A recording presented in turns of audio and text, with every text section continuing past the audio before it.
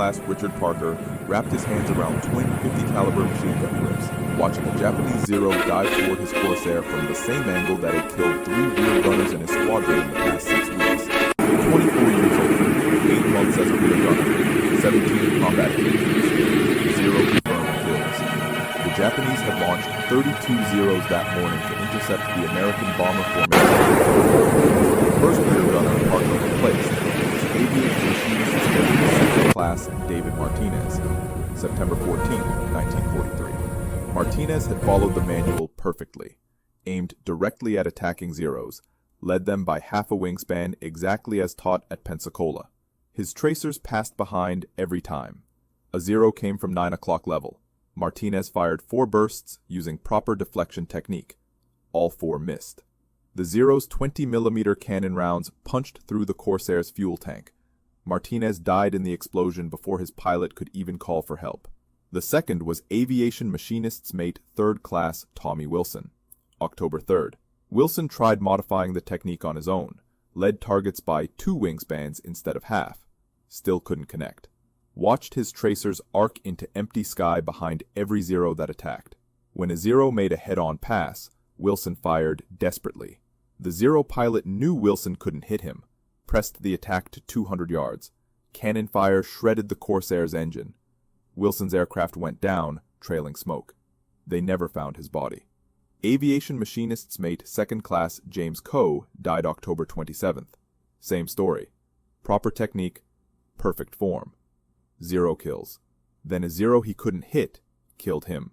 By early November, Parker's squadron had lost 8 rear gunners in 6 weeks. The deflection shooting method taught at Pensacola wasn't working. Every gunner knew it. Every gunner kept using it anyway because there was no alternative. Now a Zero was diving toward Parker from 11 o'clock high, 300 yards out, closing at over 400 miles per hour combined speed. Parker's training said aim directly at the target, lead it slightly, squeeze the trigger when it filled the sight picture. Standard deflection shooting, what every Navy gunner learned. Parker ignored everything he'd been taught. He aimed 8 aircraft lengths ahead of the Zero, not at the Zero, not slightly ahead. 8 full lengths into empty sky, where nothing existed except air and his certainty that this was the only way to survive the next 10 seconds. Lieutenant James Morrison was pulling the Corsair into a hard left bank. G-forces pushed Parker down into his seat. His arms felt like they weighed 40 pounds each. The gun sight vibrated against his eye. The Zero was moving across his field of vision at a speed that made accurate shooting impossible by every standard in the manual. Parker squeezed both triggers. The twin 50s hammered. 500 rounds per minute combined. The noise was deafening even through his leather helmet. Hot brass casings ejected past his face. The smell of cordite filled the cramped gunner's position. Tracers arced out ahead of the Corsair in a stream that looked like it would miss by a country mile. The Zero flew directly into Parker's bullet stream. Not where Parker had aimed initially, where the bullets would be 3 seconds later when the Zero reached that point in space. Metal tore through the Zero's engine cowling. The propeller shattered.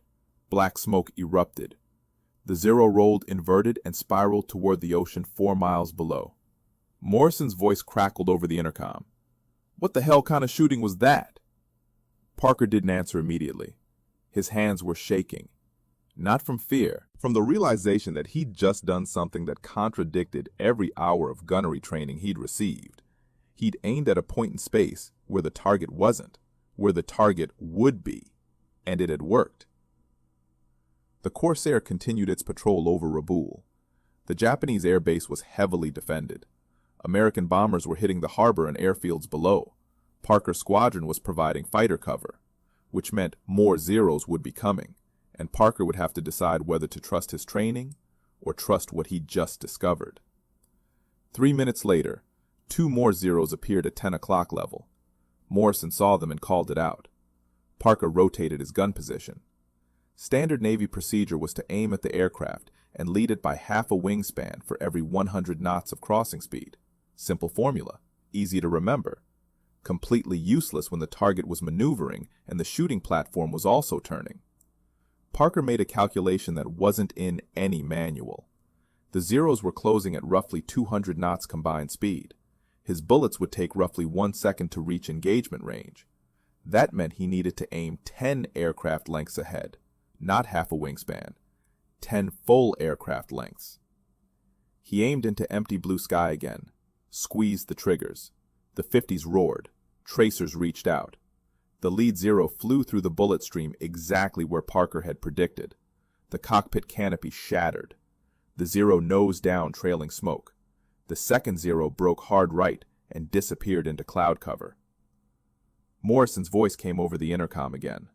This time, there was no question in his tone. "You're not aiming at them." "No, sir," Parker said. "I'm aiming at where they're going to be." "That's not what they taught us at Pensacola." "I know, sir."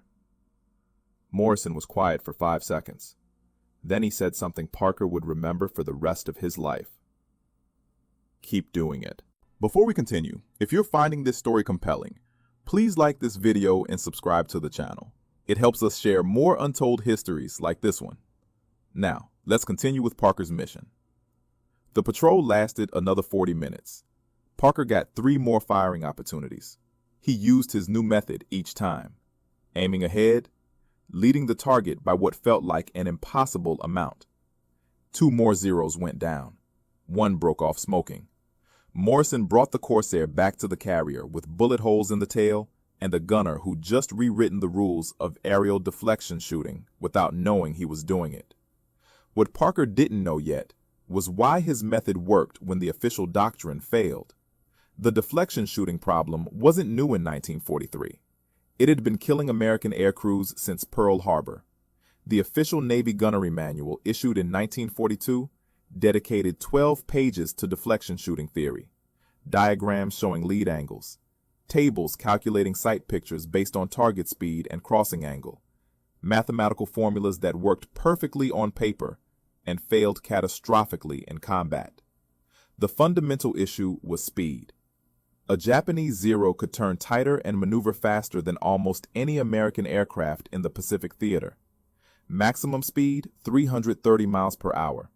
Turn radius that allowed it to reverse direction in under 4 seconds.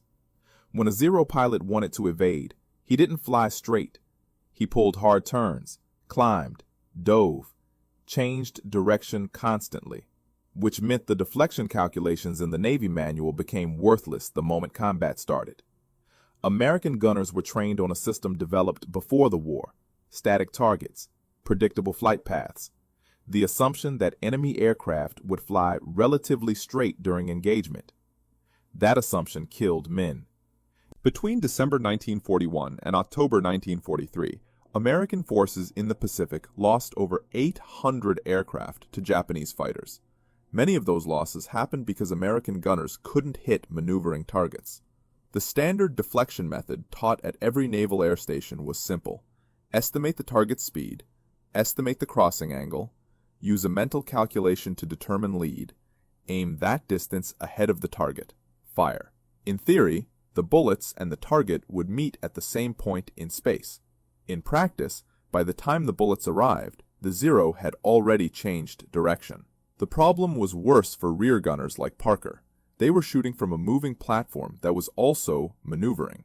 The pilot was turning, the target was turning, the gunner had to calculate both movements simultaneously while being thrown around by G-forces and dealing with vibration that made precise aiming nearly impossible. The Navy's answer was more practice, more range time, better mental calculations. None of it addressed the core issue. Ammunition was another problem. The F4U Corsair's rear position carried 1,500 rounds total for both 50s. Sounds like a lot until you calculate fire time. At 500 rounds per minute combined, that's 3 minutes of continuous firing. But no gunner fired continuously. You fired in bursts, 2-second bursts, to conserve ammunition and prevent barrel overheating. Each burst used roughly 16 rounds total, which meant a Corsair rear gunner had about 90 bursts available for an entire mission. If you missed with the first burst, you got a second chance, maybe a third. Then the target was gone, or you were out of position. Combat missions over Rabaul typically lasted 2 hours. Multiple engagements, multiple targets. Gunners had to make every burst count. But when the deflection method didn't work, making bursts count was impossible. The Japanese knew about American deflection shooting problems. Zero pilots were trained to exploit them. The tactic was simple. When an American gunner opened fire, brake hard in any direction. The American would aim where you were. By the time the bullets arrived, you'd be somewhere else. Then reverse and attack from a different angle. American gunners called it the zero dance, a series of unpredictable turns that made deflection shooting useless. Statistics from the first year of the Pacific War were grim. American rear gunners scored confirmed kills on roughly 6% of firing opportunities. That meant 94% of the time the ammunition was wasted. The Zero escaped, and the bomber or fighter remained vulnerable. Squadron commanders knew the numbers. They knew the official doctrine wasn't working, but there was no alternative. The Navy had spent years developing the deflection shooting system. It was backed by mathematics, by testing, by experts at Pensacola who'd never been shot at by a Zero pilot. Parker had been a rear gunner for 8 months when the Rabaul mission happened. He'd fired at Japanese aircraft 17 times in previous engagements. He'd scored 0 confirmed kills. Not because he was a bad shot, because he was following the manual, aiming where the target was, plus a calculated lead. Watching his tracers pass behind every time. Watching the Zero dance and escape. On November 7th, something changed. Parker stopped following the manual. He aimed at a point that felt wrong, that looked wrong, that contradicted everything he'd learned, and the Zero flew directly into his bullets. What made this even stranger was that Parker couldn't explain exactly why he'd done it. Parker's problem wasn't unique to him. It was systemic across the entire Pacific theater. Every rear gunner in every squadron faced the same challenge. The deflection shooting doctrine assumed rational, predictable enemy behavior. Japanese pilots didn't behave rationally. They behaved aggressively, unpredictably, with a willingness to press attacks that American tacticians hadn't anticipated. The mental calculation required for standard deflection shooting took roughly 2 seconds. Estimate target speed, estimate crossing angle, calculate lead distance, adjust aim, fire. 2 seconds sounds fast until you're in combat. A Zero traveling at 300 miles per hour covers roughly 880 feet in 2 seconds. That's nearly 3 football fields. By the time an American gunner completed his calculation and fired, the Zero had already moved to a completely different position. The Navy tried to solve this with better training. At Pensacola Naval Air Station, gunners spent hours on the range shooting at towed targets, fabric sleeves, pulled by aircraft flying straight and level at predictable speeds. Gunners who scored high marks at Pensacola got to the Pacific and discovered that Japanese pilots didn't fly like towed sleeves. They discovered that hitting a maneuvering target was completely different from hitting a cooperative one. Some squadrons tried leading targets by larger amounts. If the manual said, lead by half a wingspan, try leading by 2 wingspans. It didn't work. The problem wasn't the amount of lead. The problem was that any lead calculation based on where the target currently was would be obsolete by the time the bullets arrived. The Zero pilots knew this. They exploited it ruthlessly. Other squadrons tried saturation fire. Instead of aimed bursts, just fill the sky with bullets and hope the target flew through them. This wasted ammunition catastrophically. A Corsair rear gunner who emptied his ammunition in the first 10 minutes of a mission became useless for the remaining hour and 50 minutes. And saturation fire still didn't solve the fundamental problem. Random bullet distribution in 3-dimensional space gave hit probabilities around 2%. Worse than aimed fire using the flawed deflection method. The psychological pressure on gunners was intense. Your job was to protect the aircraft, protect the pilot, shoot down enemy fighters before they could shoot you down. But your training didn't work. Your manual didn't work. You watched tracers miss. You watched Zeros escape. You watched other aircraft in your formation go down because their gunners couldn't hit anything either. Parker had experienced this pressure firsthand. On his 4th combat mission in July 1943, a Zero made a stern attack on his Corsair. Parker fired 3 bursts using proper deflection technique. All 3 missed. The Zero's cannon rounds hit the Corsair's left wing, punched holes through the fuel tank. Morrison managed to nurse the aircraft back to the carrier on 1 engine and fumes. After they landed, Morrison didn't say anything. He didn't have to. Parker knew he'd failed to do his job. That failure haunted him for 4 months. Every mission, every engagement. Following the manual. Missing every time. Watching Zeros dance around his fire. The worst part was knowing that other gunners were having the same experience. It wasn't personal incompetence. It was systemic failure. But knowing that didn't make the bullets hit. The Navy's official response to poor gunnery statistics was more training and more discipline. Squadron commanders received directives about proper deflection technique, about the importance of following established procedures, about maintaining unit standards. What they didn't receive was acknowledgement that the established procedures were fundamentally flawed, that no amount of practice could fix a method built on wrong assumptions about how combat actually worked.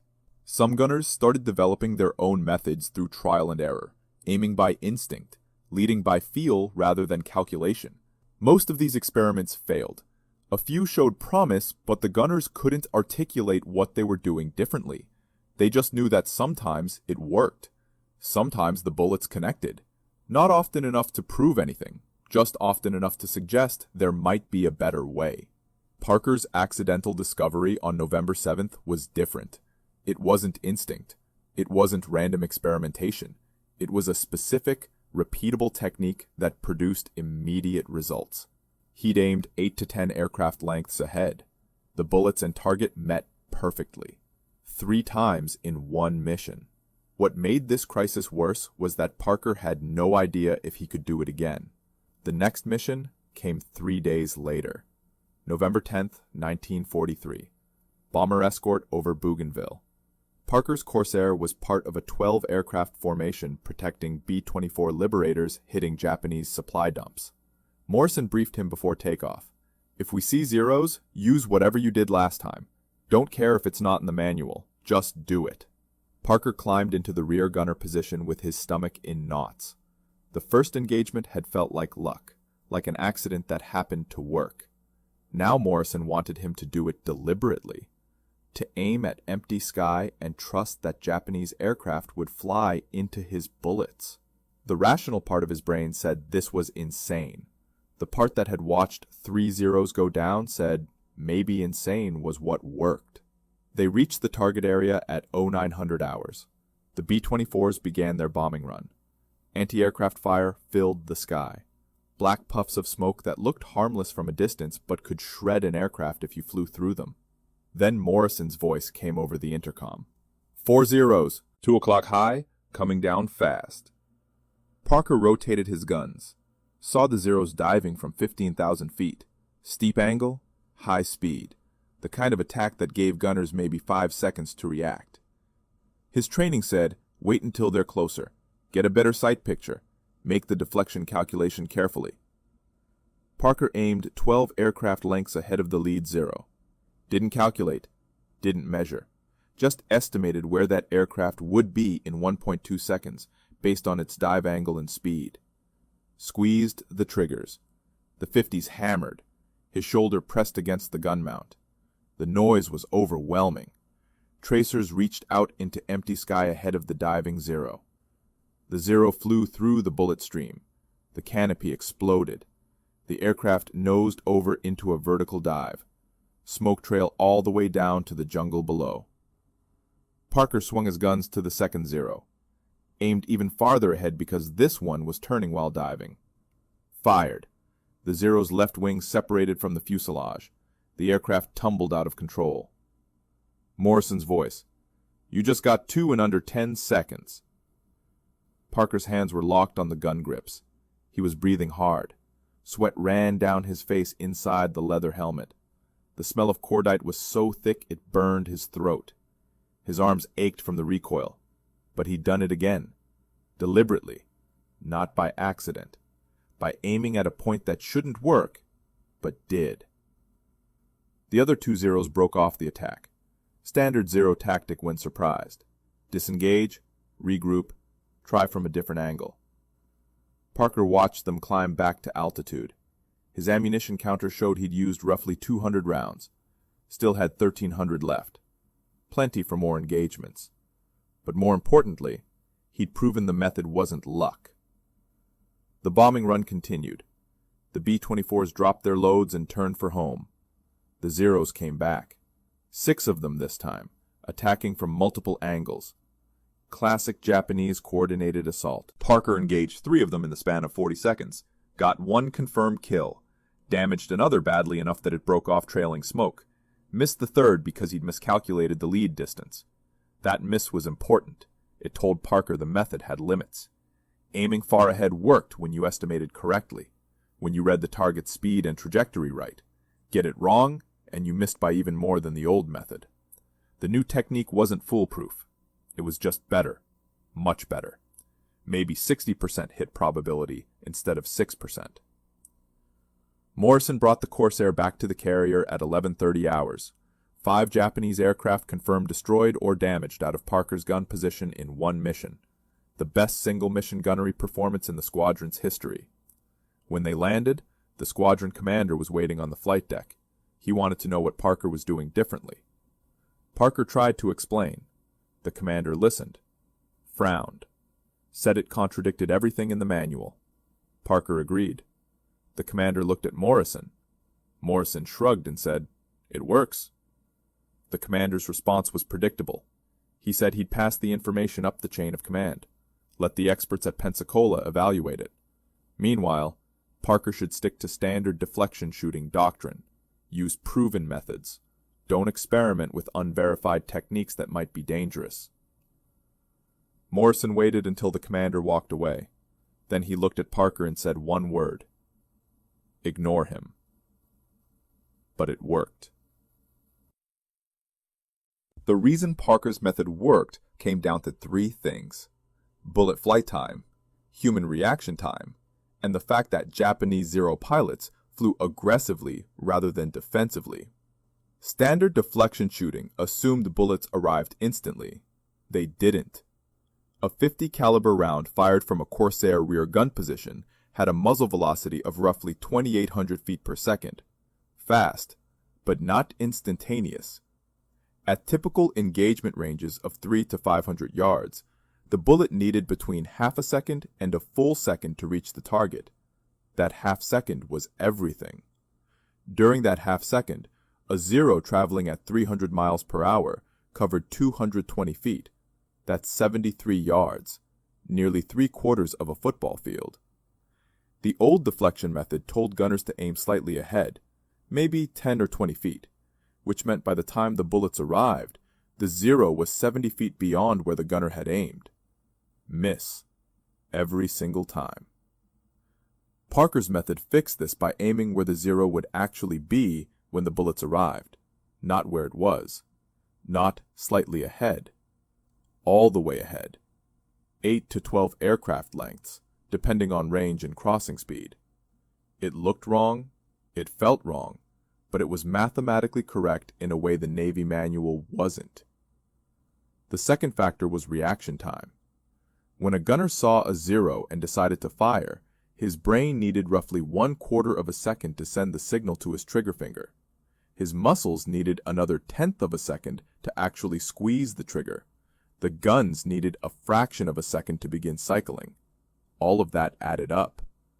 By the time the first round left the barrel, another 1/3 of a second had passed since the gunner made his decision. The Zero had moved another 50 feet. Parker wasn't consciously calculating these delays. He was estimating them through repeated observation. He'd watched enough tracers miss, watched enough Zeros dance away from his fire. His brain had started predicting not where the Zero was going, but where it would be after all the delays stacked up. That prediction was what made the method work. The third factor was Japanese pilot behavior. Zero pilots were trained to be aggressive. When they saw an American formation, they attacked. They closed distance rapidly. They maneuvered hard but predictably within certain parameters. A diving Zero would continue diving for at least 2 seconds before pulling out. A turning Zero would hold the turn for at least 1 full rotation. These patterns were exploitable if you could predict them. American pilots called it reading the fight. Experienced gunners developed an instinct for what a Zero pilot would do next based on his current maneuver. Parker had that instinct. He just hadn't known how to use it until November 7th. Once he understood he needed to aim at the future position rather than the current position, his instinct became a weapon. The physics were simple once you understood them. If a target is moving at speed x and your bullet travels at speed y, and the engagement range is distance z, you calculate where the target will be at time z divided by y and aim at that point. The Navy manual knew this, but the manual's calculations assumed straight-line flight and ignored all the human delays. Parker's method accounted for reality rather than theory. Temperature and altitude affected bullet velocity slightly. Wind affected trajectory. The Corsair's own movement added complexity. But these factors were minor compared to the massive error in the standard deflection method. Even if Parker's calculations were off by 10%, he was still hitting 70 feet closer to the target than a gunner using the manual. The method had one major drawback. It required the gunner to make instant judgments about target speed, angle, and future position. No time for careful calculation. No time to check tables or use mathematical formulas. The gunner had to look at a zero and immediately know where to aim. That kind of shooting couldn't be taught from a manual. It had to be learned through experience, through watching how zeros moved, through developing the instinct that separated adequate gunners from deadly ones. Parker had spent 8 months missing before he figured this out. 8 months of watching patterns. 8 months of seeing where his tracers went versus where the zeros were.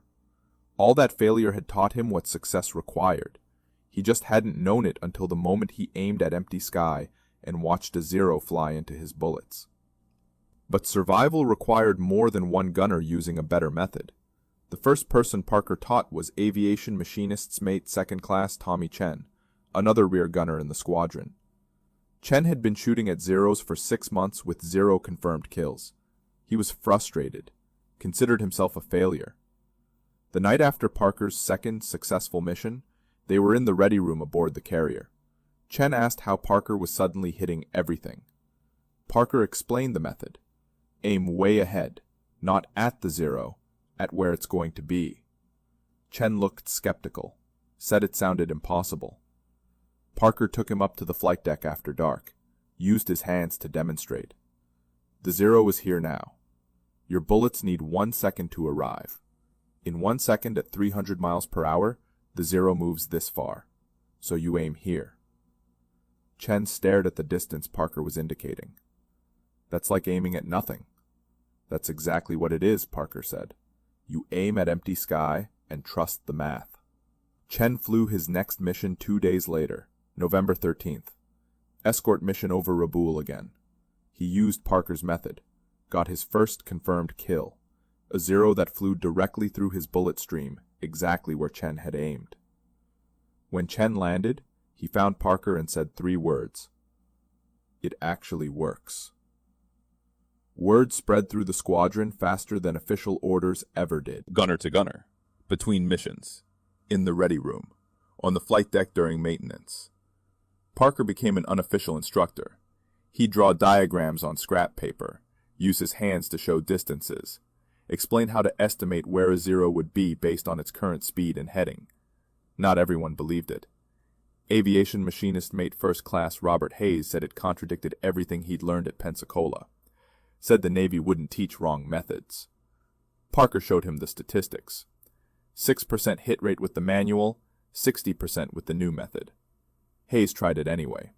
Got 2 kills in his next engagement. He stopped arguing after that. By December 1943, 8 gunners in Parker's squadron were using the extreme lead deflection method. Their combined kill rate jumped from 9 confirmed in October to 41 confirmed in December. Squadron leadership noticed. The commander called Parker in, asked if he was teaching unauthorized gunnery techniques. Parker said yes. The commander looked at the statistics, looked at Parker, said, "Keep doing it, but don't put anything in writing." The technique spread beyond Parker's squadron through informal channels. Carrier air groups rotated between ships. Gunners from different squadrons talked during Liberty calls. A gunner from Parker's unit would meet a gunner from another carrier in a bar in Sydney. They'd talk about the war, about tactics, about what worked. Parker's method would come up. The other gunner would try it. If it worked for him, he'd teach his squadron. Aviation Machinist's mate First Class James Wilson from VF-17 Fighting Squadron learned the technique in January 1944. He was skeptical, until he saw Parker demonstrate it during a joint training exercise. Wilson took it back to his squadron. Within 3 weeks, VF-17's gunnery hit rate doubled. Their squadron commander wanted to know what changed. Wilson explained. The commander said he couldn't officially endorse an unapproved method, but he wouldn't stop gunners from using it. That was the pattern. Official disapproval, unofficial acceptance. The Navy's doctrine said one thing, reality said another. Squadron commanders were pragmatic. They cared about results more than procedure. If gunners were hitting more targets and losing fewer aircraft, commanders didn't ask too many questions about methodology. By March 1944, the technique had spread to at least 15 squadrons across 4 carriers. The gunners called it different things: extreme lead, future point shooting, the Parker method.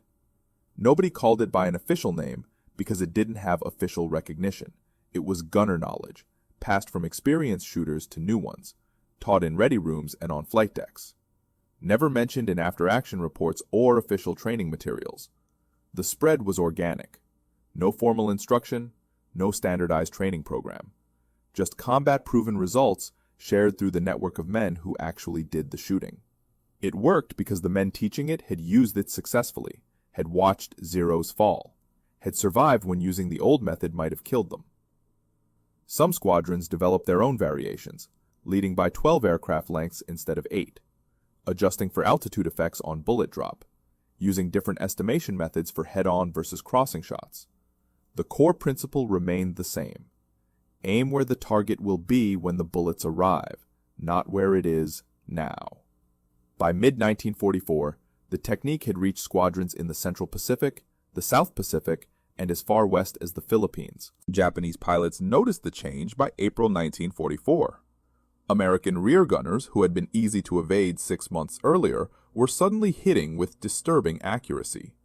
Zero pilots reported this through intelligence channels. American tracers were appearing in locations that made no sense, far ahead of Japanese aircraft, in empty sky. Then the Zeros would fly directly into those tracers. Imperial Japanese Navy aviation intelligence analyzed the reports. Their conclusion was that Americans had developed a new gun sight technology, some kind of predictive aiming system that calculated future positions automatically. The idea that American gunners were simply aiming farther ahead manually didn't occur to them. It seemed too simple, too crude.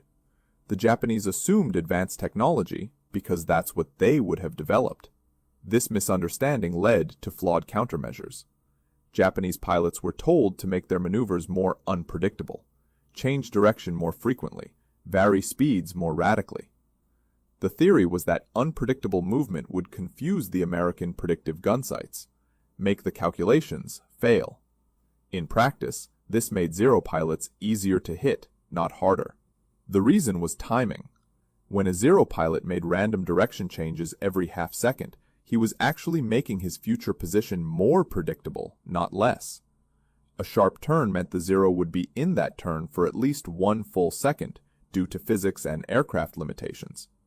An American gunner using Parker's method could see the turn starting and aim for where the Zero would be mid-turn. The more aggressively the Zero maneuvered, the more committed it was to that maneuver path. Japanese aviation tacticians tried other approaches. They recommended attacking from dead astern, where American gunners had the most difficult deflection angles. This worked briefly, until American gunners adjusted their lead estimates for stern attacks. They recommended higher speed diving attacks to reduce the time American gunners had to react. This also failed, because Parker's method worked at any speed. The gunner just aimed farther ahead for faster targets. Some Japanese squadrons tried coordinated attacks from multiple angles simultaneously. The theory was that American gunners couldn't track multiple targets using complex predictive calculations. But Parker's method didn't require complex calculations. It required quick visual estimation. A skilled gunner could shift between targets and estimate lead for each one in under a second. Multiple attackers just gave the gunner multiple opportunities. The fundamental problem for Japanese pilots was that they were trying to counter technology that didn't exist. They were developing tactics against predictive gun sights and computing devices when the reality was much simpler. American gunners were just aiming differently. Using better judgment about where to point their guns, no special equipment, no advanced technology, just math and experience. By summer 1944, zero loss rates to American rear gunners had increased by 300% compared to late 1943. Japanese aviation commanders knew something had changed, but they couldn't identify what. Their intelligence reports showed no new American gun sight models, no new gun systems, no technical modifications to American aircraft that would explain the increased accuracy. The misunderstanding persisted through the rest of the war. Japanese tactical documents captured after the war showed they continued to believe Americans had developed advanced predictive aiming technology. One report from August 1944 described American gunners using calculated firing solutions based on mechanical computers installed in gun positions. No such computers existed.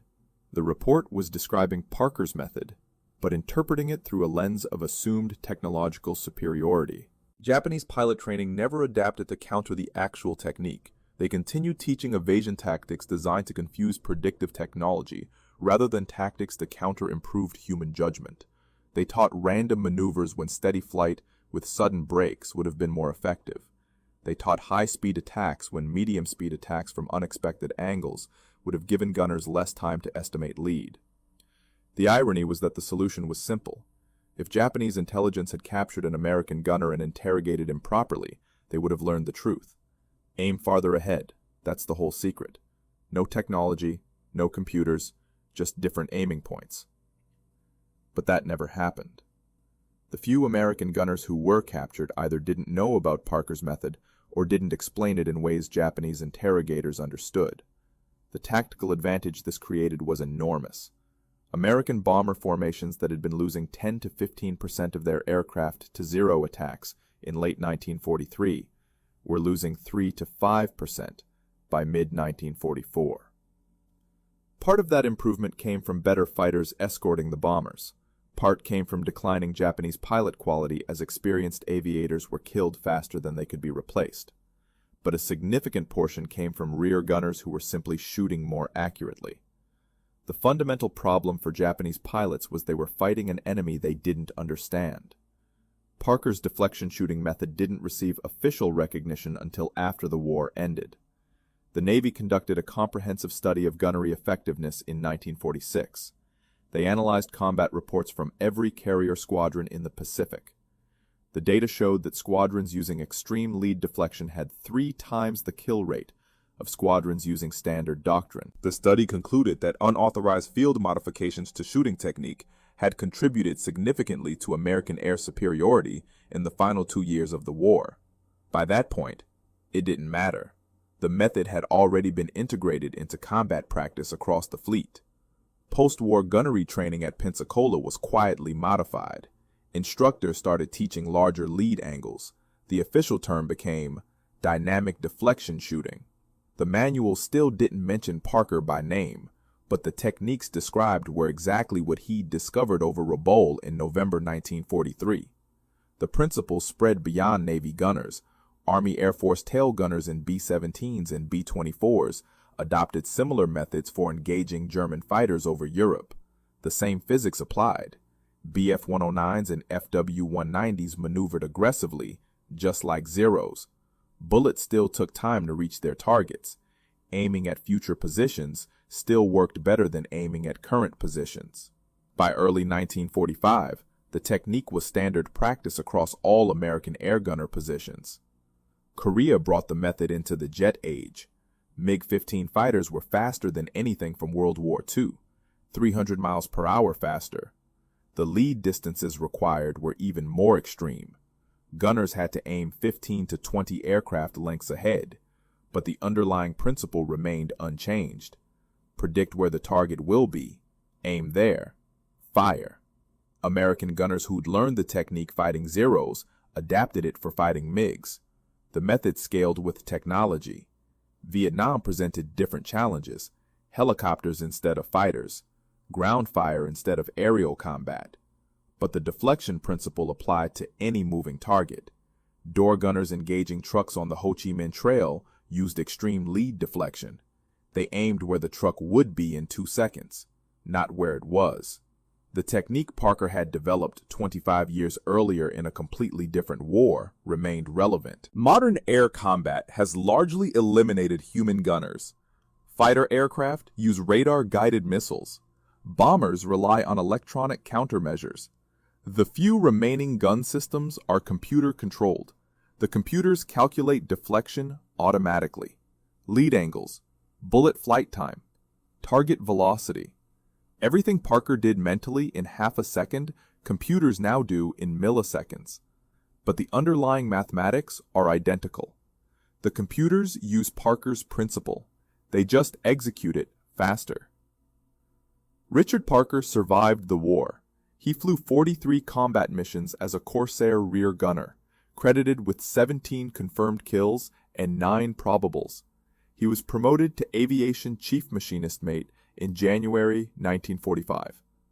Received the Distinguished Flying Cross for actions over Rabaul.